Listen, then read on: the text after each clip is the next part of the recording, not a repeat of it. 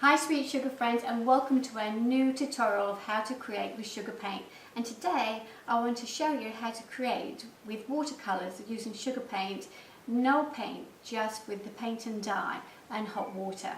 Now I'm so passionate about creativity, and I love to create in all different ways, and when I embellish things and I do crafting, one of the things that I love to do is use watercolours, and I found that there's really difficult things to do, so I found a way of doing it. So I'd like to share with you just one way of how to create a watercolour with the paint and dye. And here's some I did earlier, and some little roses, a little bit crinkled now, but that's just without any paint at all. That's just with paint and dye, except for this little one here. It's got some pearl on it. So it's a really fun, creative way, just that less is truly more, how to create beautiful watercolours without any of the paint.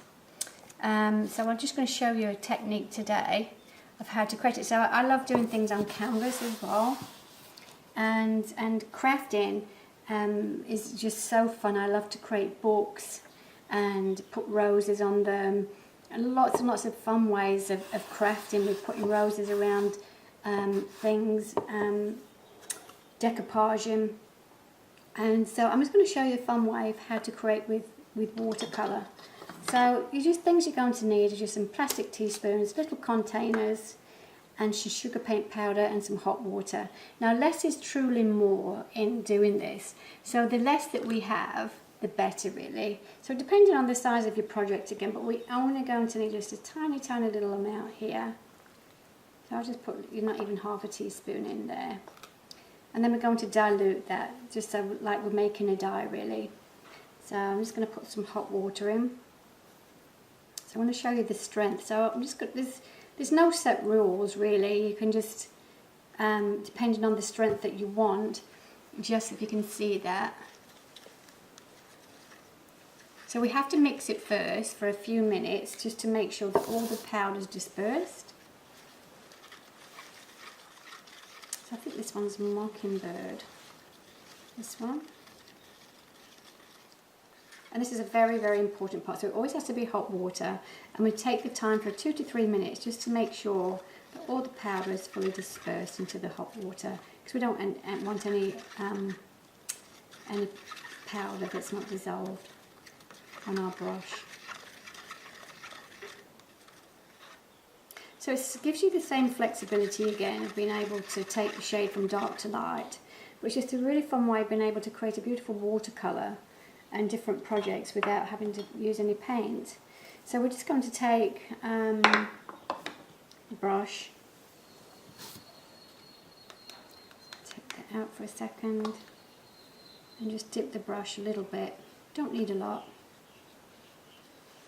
And we're going to create this beautiful watercolour. Oh, excuse me.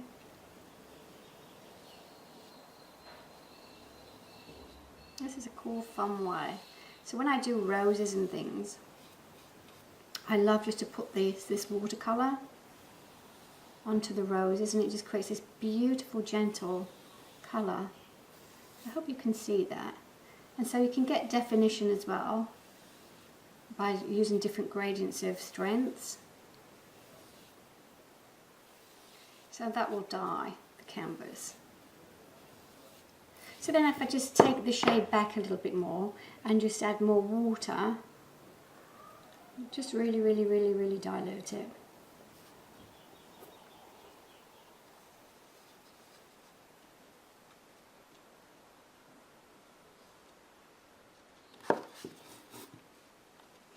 This will just make the shade a little bit lighter. You may not seem it, but it will come up lighter.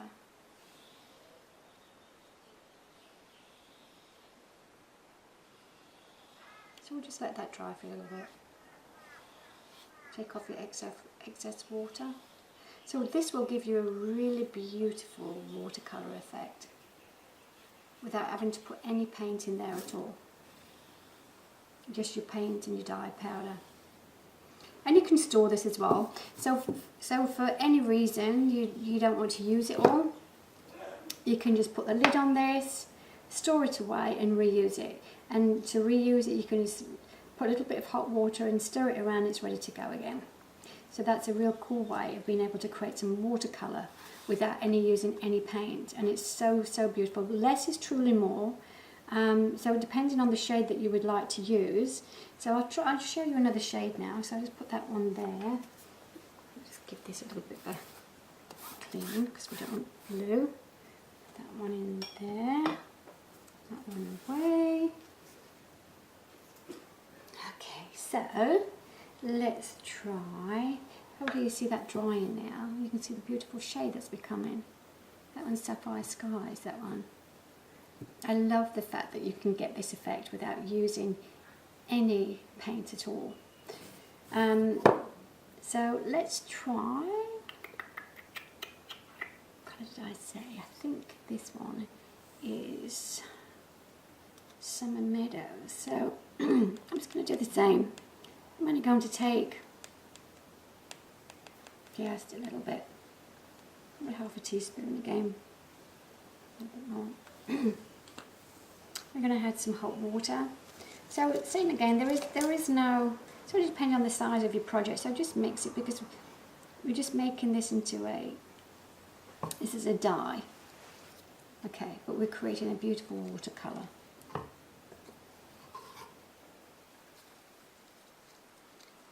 So this one can only be achieved with paint and dye, the watercolour. You can do it in a different way in the sugar paint powder, but I'll show you that for another day.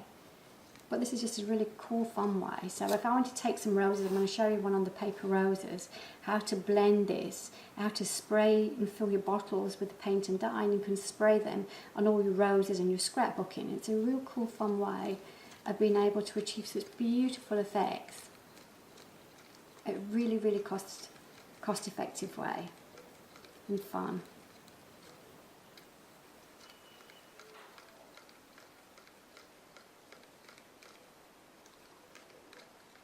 So this is now ready, so same again, just make sure you give it a good stir around, no lumps. It's worth taking the time out just to do this. So no paint required. And we're just going to create this beautiful shade. Okay. Take the brush. One of the best things to do as well, just give it, so we don't want it running everywhere. Okay, so this one's more of a vintagey shade, as you see here, this watercolour. So this comes with a really beautiful shade of green.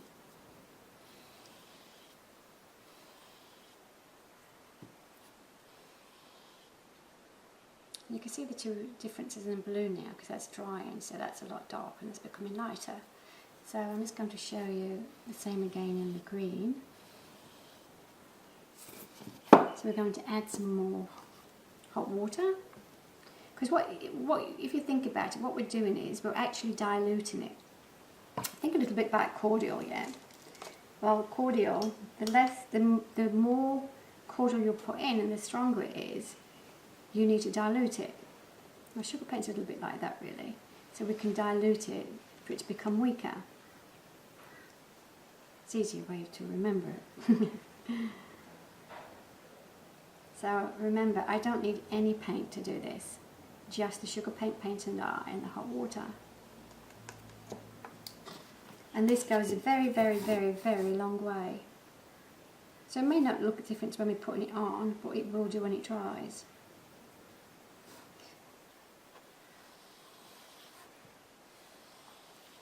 So you can see that's becoming a paler shade of green.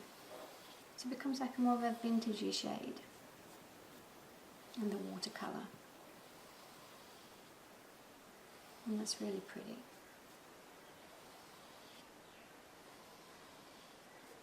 So we can use the watercolours on so many different textures, on canvas, on paint, on furniture. Paint the prime your furniture first before you do the watercolour. And you can paint in the beautiful ways of doing that. And I'll show you lots and lots of different ways and techniques of how to do all the different embellishments in the watercolours as well. So keep tuned, and I look forward to seeing you in lots of different tutorials. So have a awesome day, everybody. Take care for now.